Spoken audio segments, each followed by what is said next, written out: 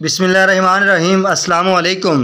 شادی کے 3 سال کے بعد ساس نے بہو سے پوچھا، بہو مجھے ایک بات تو بتا، میں تجھے اتنی خراب اور کھری کھری باتیں سناتی ہوں اور تو پلٹ کر جواب بھی نہیں دیتی اور غصہ بھی نہیں کرتی اور بس ہنستی رہتی ہو۔ بہو کو تو جیسے سنانے کو کہانی مل گئی، کہنے لگی اماں جی آپ کو ایک بات سناتی ہوں، میں جب چھوٹی تھی تو مجھے ہمیشہ ایسا لگتا تھا کہ میری ماں میری سگی ماں نہیں، کیونکہ وہ مجھ سے گھر کے سارے کام کرواتی تھیں اور کوئی کام غلط ہو جاتا تو مجھے ڈانٹ بھی پڑتی اور کبھی کبھی مار بھی دیتی تھی، لیکن ماں تھی وہ میری، مجھے ان سے ڈر بھی لگتا تھا اور میں نے ان سے کبھی غصہ نہیں کیا۔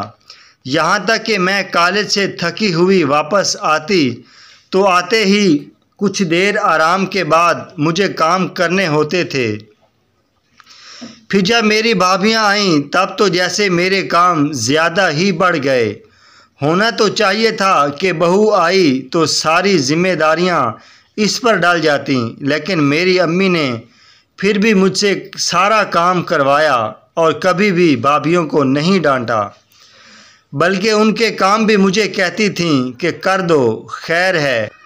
پھر کیا ہوتا ہے، ان کا یہ ایک جملہ ہمیشہ مجھے یاد رہتا ہے۔ وہ کہتی تھیں خیر ہے بیٹی، اگلے گھر جا کر تجھے مشکل نہیں ہوگی، اور میں اس جملے سے چڑ گئی تھی۔ جب میری شادی تھی تو 2 دن پہلے مجھے امی نے پیار سے اپنے پاس بٹھایا اور بولیں بیٹا آج تک سمجھ میں تیری ساس تھی، میں نے تجھے پریکٹس کروا دی ہے اور تجھے بتا دیا ہے کہ ساس کیسی ہوتی ہے، اب آج سے میں تیری ماں ہوں، اب تیری شادی ہو رہی ہے تو بیٹا جب تمہاری ساس تمہیں کچھ کہے تو سمجھنا کہ جیسے میں کہتی تھی ویسے ہی تیری ماں تجھے ڈانٹ رہی ہے۔ بس یہی بات تھی کہ مجھے آپ کی باتیں بری نہیں لگتیں، کیونکہ میری امی نے مجھے پریکٹس کروا کے بھیجا ہے، اور اماں جی آپ نے تو کبھی اتنا ڈانٹا ہی نہیں جتنا امی ڈانٹتی تھیں۔ توبہ توبہ۔